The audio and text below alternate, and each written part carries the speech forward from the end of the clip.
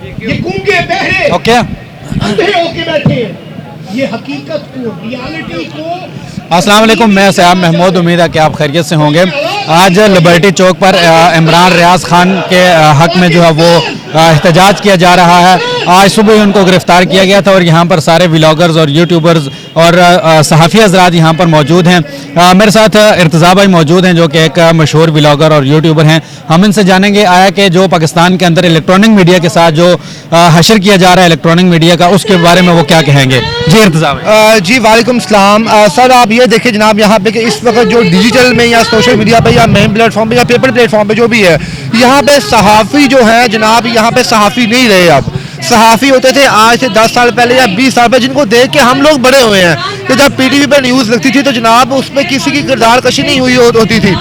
ये जब से ये जो है आप देख लें चैनल्स बने हैं, प्राइवेट चैनल्स बने हैं, तब से जो है किरदार कशी शुरू हो गई है। तब इन्होंने बताया कि जनाब आप हमें पैसे दें, हम किसी की भी इज्जत को उछाल सकते हैं, हम किसी को भी नंगा कर सकते हैं। जनाब आप आज के सहाफ़ी देख लें जनाब, वो ठीक है जी, इमरान खान साहब जो हैं इस वक्त हक और सच में है। इमरान रियाज खान साहब जो है ठीक है, वो हक और सच की सहाफ़त करते हैं, लेकिन उनके सहाफ़ती पहलू में जनाब आपको कोई भी दूसरी चीज़ नजर नहीं आती। मैं तो यही कहता हूँ कि इमरान रियाज खान की ज़िंदगी जो है इमरान खान साहब से जुड़ी हुई है।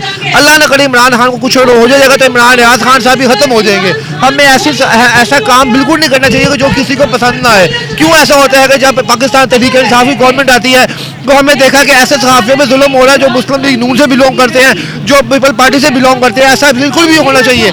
सहाफ़ियों में यूनिटी होनी चाहिए। और मैं कहता हूँ जिस तरह खलफ लेते हैं ना एक गवर्नर, एक सरकारी मुलाजम, इस तरह आप सहाफ़ियों को भी खलफ लेना चाहिए कि वो भी कुरान की कसम खाए और ये कहें हम वो बात कहेंगे जो हक और सच पे मबनी होगी। हम किसी की पार्टीबाजी नहीं करेंगे, हम किसी के साथ शामिल नहीं होंगे, हम वही बात लोगों को बताएंगे जो फैक्ट्स पे जो है मुश्तमिल होगी। इर्तज़ा भाई, पिछले तकरीबन 8 माह के अंदर जैसे PDM की हुकूमत आई है, उसके बाद हमारे जो बड़े जो सीनियर सहाफ़ी थे, जैसे कि आप कह सकते हैं इमरान रियाज खान, समी इब्राहिम, जमील फारूक और इस तरह के और भी बहुत सारे सहाफ़ी जिनके ऊपर मुकदमात जो हैं वो बेतहाशा जो हैं वो दर्ज किए गए, और जो हमारे सीनियर हमारे उस्ताद जो अरशद शरीफ हैं उसी बिना पर गद्दारी के मुकदमात जो हैं उनके ऊपर दर्ज करके उनको शहीद भी कर दिया गया। तो आप सहाफ़ियों की सिक्योरिटी, उनकी जान को जो खतरात हैं उसके बारे में आप क्या कहेंगे? सर देखें, ये जो सिलसिला है ना, आपस में आपको बात करूँ, ये सिलसिला अहमद मीर से चलता आ रहा है। जब अहमद मीर साहब को गोलियां लगी तब उनको तो उनकी के दोस्तों ने ये कहा जो उनके साथ है यार ड्रामेबाजी है।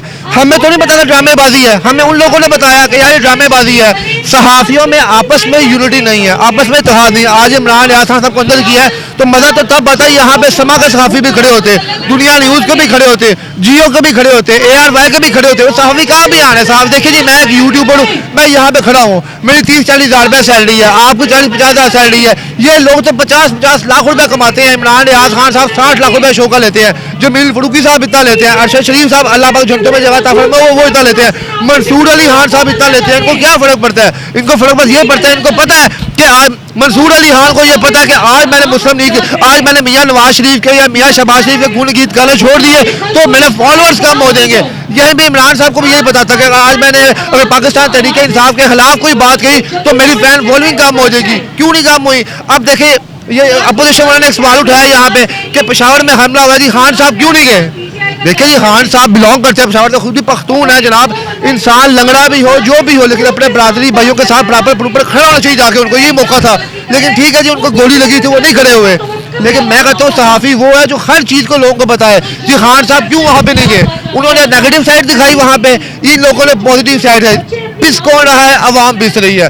जब हम लोग कहते हैं जी महंगाई हो गई है, नून लीग वाले कहते हैं जनाब इसका जिम्मेदार IMF है, इमरान खान है। इमरान खान वाले कहते हैं जनाब नून लीग वाले हैं, और जो इनके सहाफ़ी हैं वो खान साहब को सपोर्ट करते हैं। जो उनके सहाफ़ी है नून लीग वाले, फटती किसकी है? फटती तो जो अवाम की फटती है ना।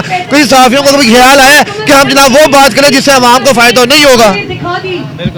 बिल्कुल इर्तज़ा भाई, आपकी बात से मैं एग्री करता हूँ, लेकिन जो पिछले 8 माह का मुवाजना अगर 3 साल से करें तो क्या बेस्ट क्या है?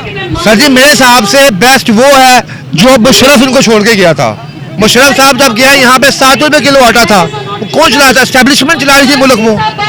देखिए आप मेरे भाई हैं, आप मुझे कहते हैं भट्ट साहब यार आप नहीं बोलते, आपके पीछे मियाँ नवाज साहब बोल रहे हैं। आप पाकिस्तान तहरीक इंसाफ के हैं, मैं आपको कोई यार आप सदीक जान नहीं बोल रहा, सदीक जान के पीछे इमरान खान बोल रहा है। तो इससे बेहतर ये नहीं कि इमरान खान को सामने लेके आए, इधर से मियां नवाज को लेके आए, जो मिडिल मैन है, जो हम उनके पालतू बने हुए, हम लोग साइड पे हो जाए। अगर यही रोल है तो आप मियां साहब को भी साइड पे हो जाए, इमरान खान भी साइड हो, स्टैब्लिशमेंट को बोलो पकड़ा दो यार। स्टैब्लिशमेंट कौन सी रशिया से आई है, कौन सी इंडिया से आई है? हमारी स्टैब्लिशमेंट है ना। जब उनको पता होगा यार खट्टा डरता ही हम लोग हैं, तो वो हमारे मुल्क को अच्छा चलाएंगे। हम लोग खुद जिम्मेदार हैं। हम लोग एक दूसरे को नीचा दिखाने के लिए ऐसी पॉलिसीज बनाते हैं कि आइंदा आने वाला जो है कर्जों में डूब जाता है।